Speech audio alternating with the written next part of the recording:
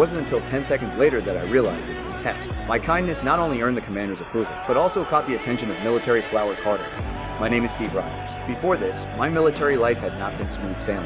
I suffered from 5 chronic illnesses, and I was unusually short and thin. What others could easily accomplish in daily training was extremely difficult for me. Moreover, there were those in the barracks who enjoyed bullying me, making my training even more challenging. But my heart remained resilient and never gave up. Even when I was struggling to breathe, I would tightly follow the last person in the group. On this day, the instructor unexpectedly showed mercy. He pointed to an 8-meter-high flagpole and said, "Whoever can take down the flag at the top can ride back with Carter." This immediately excited all the soldiers, but the flagpole was as slippery as if it had been coated with oil. Nobody's got that flag in 17 years! Just as everyone else gave up on the opportunity, I, at the back of the line, had a different idea. I stepped forward and pulled out the pin from the flagpole.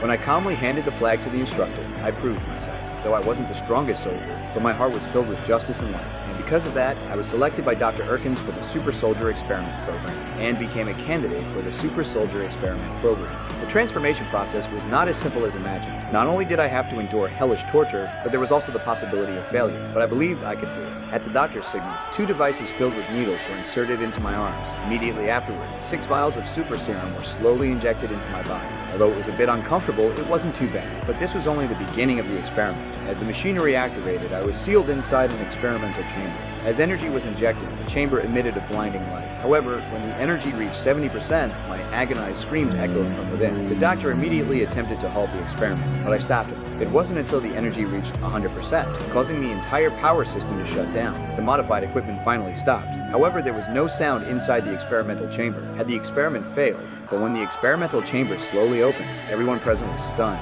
The previously frail and weak man had transformed into a perfect hunk. I endured all the hardships with unwavering resolve and completed the transformation.